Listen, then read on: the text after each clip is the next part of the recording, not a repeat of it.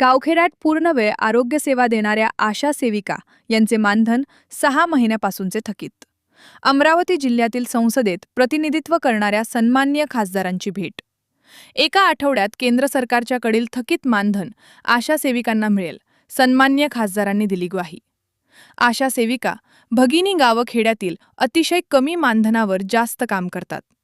परंतु ह्या पूर्ण वेळ सेवा करणाऱ्या आशा सेविका भगिनींना शासन वेळेवर त्यांचे मानधन देत नाही. त्यांना केंद्र शासन व राज्य शासन हे दोन्ही अत्यंत अल्प असं मानधन देतात. तरी या भगिनी खूप मोठी सेवा कार्य आपल्याद्वारे काम करतात, परंतु त्यांना 6 महिने त्यांचे मानधन मिळत नाही. अत्यंत सामान्य कुटुंबातील गावखेड्यातील या महिला भगिनी आहेत. त्यांच्या कुटुंबाचे उदरनिर्वाह, पालनपोषण, मुलाबाळांचे शिक्षण हे सर्व या मानधनातूनच चालते. आणि त्यांना 6 महिने मानधन मिळत नसेल तर हे प्रशासनाचे आणि शासनाचे निगरगट्टापणाचे लक्षण आहे. यासाठी आज मी व माझे सहकारी व सर्व मोठ्या संख्येने जिल्ह्यातील आशा भगिनी यांनी अधिकारी पदाधिकारी यांची भेट घेतली. आपल्या जिल्ह्यातील संसदेत जे प्रतिनिधित्व करतात ते खासदार डॉक्टर अनिलजी बोंडे साहेब, लोकसभा खासदार बळवंतभाऊ वानखडे, माजी खासदार नवनीतजीताई राणा यांची भेट घेतली व त्यांना या समस्येची जाणीव करून दिली.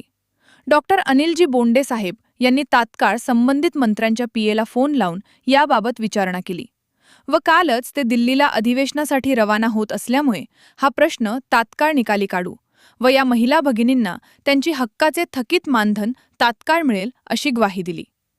सन्माननीय बळवंतभाऊ वानखडे यांनी सुद्धा यापूर्वी मी पाठपुरावा केल्याचे सांगितले व या विशेष अधिवेशनात पुन्हा पाठपुरावा करू असा शब्द दिला.